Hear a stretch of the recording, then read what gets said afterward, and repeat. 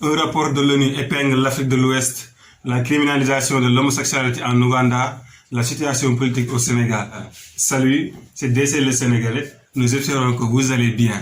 Et Ramadan Karim à toute la communauté musulmane du monde. Bienvenue dans l'Afrique Débriefing qui soulève les actualités hebdomadaires du continent africain. N'oubliez pas de donner votre avis au niveau des commentaires et de partager avec vos amis. On commence en Ouganda par la criminalisation de l'homosexualité. La législation ougandaise en matière d'homosexualité est devenue mardi 21 mars 2023 l'une des plus dures du continent africain. En effet, au terme d'une session extrêmement mouvementée, les députés ont majoritairement voté pour le renforcement de la précédente loi déjà très hostile envers les homosexuels. Ainsi, depuis mercredi, est puni d'une peine d'emprisonnement à vie tout Ougandais ou Ougandaise convaincu d'avoir entretenu des relations sexuelles avec une personne de même sexe. Sur les 54 États en compte le continent, seule l'Afrique du Sud a légalisé le mariage pour tous en 2006. Pour le reste, la législation en vigueur prévoit majoritairement des peines de prison pour les personnes. Le rapport mondial sur la cocaïne épingle l'Afrique de l'Ouest. L'offre mondiale de cocaïne a bondi de 35% en moins de 2 ans et l'acheminement de la drogue en provenance d'Amérique latine emprunte de nouveaux circuits, en particulier dans les pays ouest-africains.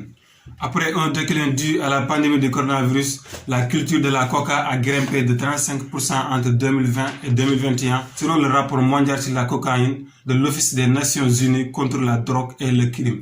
Certains pays côtiers comme le Sénégal, la Côte d'Ivoire et le Ghana sont devenus des plaques tournantes de la marchandise en provenance d'Amérique du Sud, de Colombie et du Brésil. Cette fois-ci, la situation politique au Sénégal. Le lundi, l'opposant sénégalais Ousmane Sonko dénonce une tentative d'assassinat.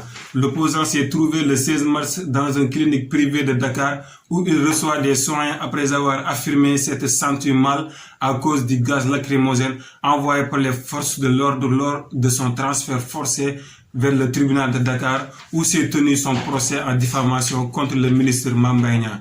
Il a dit, je cite, « Macky Sall se livre ouvertement à une énième tentative d'assassinat sur ma personne. » Le ministre Mame Mbaye Niang poursuit Ousmane Sonko pour diffamation, injure et faux. Il lui reproche d'avoir déclaré qu'il avait été épinglé par un rapport d'une institution de contrôle pour la gestion d'un fonds pour l'emploi des jeunes dans l'agriculture. L'enjeu dépasse largement la réputation du ministre.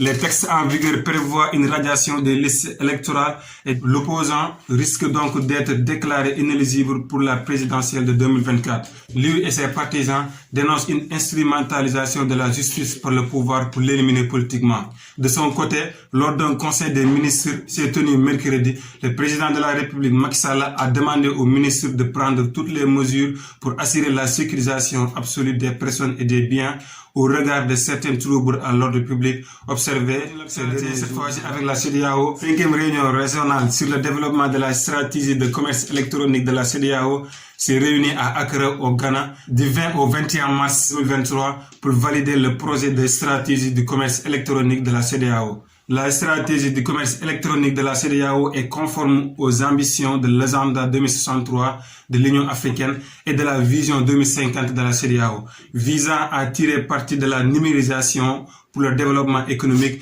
et vise à créer un écosystème de commerce électronique durable, inclusif et sécurisé, qui favorise l'intégration régionale par la diversification économique et la création. Bonne nouvelle en Éthiopie. Après 2 ans de conflit meurtrier qui a opposé les rebelles de la province du Tigré et l'armée fédérale éthiopienne, les relations entre les belligérants s'apaisent peu à peu depuis l'accord de paix signé le 2 novembre 2022. Le gouvernement a nommé jeudi 23 mars un haut responsable du mouvement rebelle du Front de libération du peuple du Tigré à la tête du gouvernement régional par l'intérim de cette raison. Quelques mois après l'accord de paix qui a mis fin à 2 ans de sanglante guerre civile. La veille, les députés éthiopiens avaient retiré la TPLF de la liste des entités terroristes. L'actualité cette fois-ci, la visite du vice-présidente américaine en Afrique.